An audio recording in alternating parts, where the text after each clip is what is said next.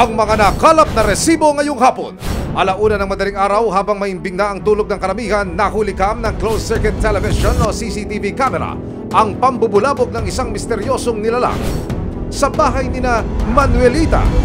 Ayan siya, ng bato na siya, nilabas niya na yung kamay niya tsaka mukha niya. Kaso madilim, hindi lang makita. Ilang gabi na raw na may bumabato sa kanilang bubong. For real? Pero bago pa ito, misteryosong nasunog din ang motorsiklo ni na Manuelita habang nakaparada sa gilid ng kalsada. Binasag din ang salamin ng kanilang sasakyan. Sa cellphone video naman na ito, makikita ang pagsugod ng isang lalaki kina Manuelita. Ano ginagawa natin ha? Ano ginagawa? Ikaw ka pumapasok rito eh. Oo! Kitayin niyo, nire-review namin yung CCTV. Kumusubot na ka rito ngayon, tapos sisigaw. Sige! Huwag nang gagalit doon! Ano? Ay, tayo mo ako! Kuya! Tumawag ka na ng barangay, bilis. Sino ang nambulabog kina Manuelita? At ano ang punot dulo ng gulong ito?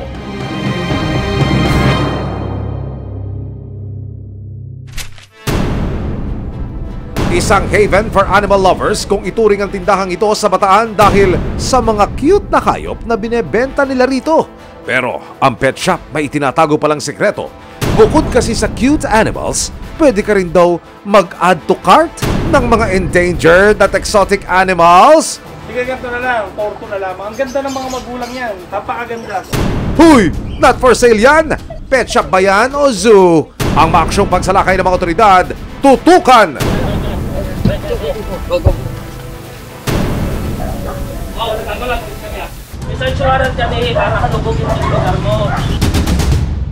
Anumang reklamo, bibigyan tugon. Bawat hiling at problema, hahanapan ng solusyon. Ito ang bago ninyo sandigan, hindi palalampasin ng mga tiwali at maling gawi. Dito, walang ligtas ang abusado at lalong walang lusot ang may atraso. Dahil ang lahat, hahanapan natin ng resibo. Magandang hapon, ako po si Emil Sumangit. Dahil sa reklamo ni Manuelita na ipasara raw ang isang pagawaan ng Tapalodo na naglalabas ng masamang usok. Bad for health yan.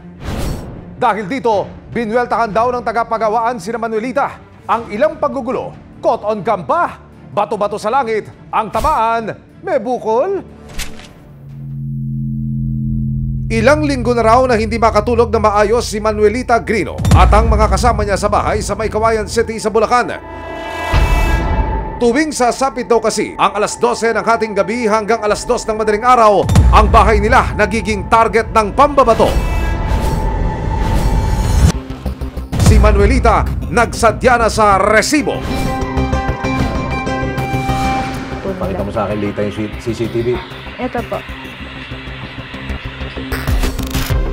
Sa CCTV footage na ito nakuha noong June 25 bandang 1:45 ng madaling araw, makikita ang isang lalaki na sumisilip mula sa bintana ng isang bahay. Maya-maya pa ay tila may mga hinahagis na siya sa bubong ni na Manuelita.